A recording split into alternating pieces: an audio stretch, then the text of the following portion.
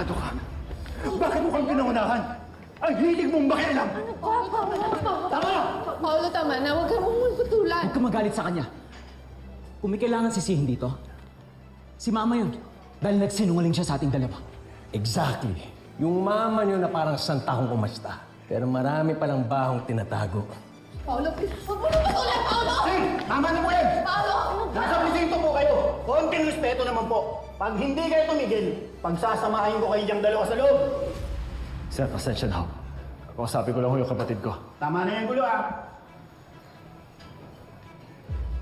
Anak, please let me explain.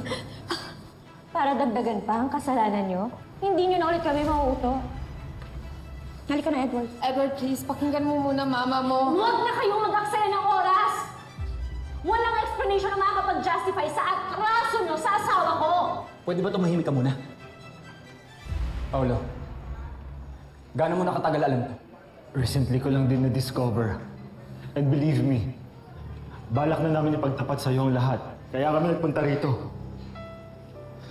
Patawarin mo ko kung ako ang nakinabang sa lahat ng atensyon at pagmamahal ni Dad. I enjoyed the life that was supposed to be yours. At hiyang-hiya ako sa iyo. Wala kang kasalanan. Niloko ka rin. Biktima ka lang din dito.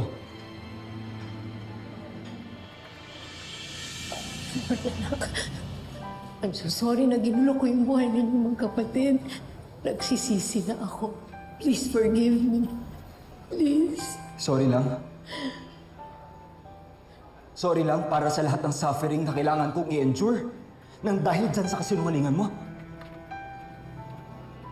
Maalam mo naman eh, my life was a constant struggle. Para sa approval ni Dad, para sa acceptance niya, para i-prove ko yung sarili ko na nakarapat-dapat ako maging Torrecampo. O alam ko, pinaramdam niyo sa akin yung pagmamahal. At nagkaroon ako ng kakampi sa'yo, pero ano yun? Consolation prize because you took away the life that I could have had. Hindi ganun yun. Hindi ganun. It's exactly like that, Ma! It's exactly like that! Alam mo yung pinakamasakit dito? Yung may magagawa ka pala.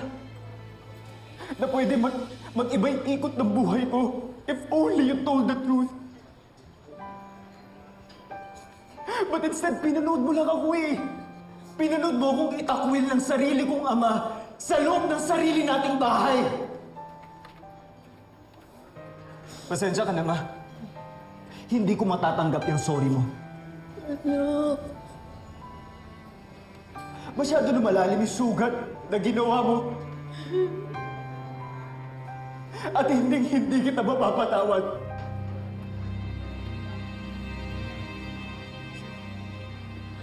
Edward.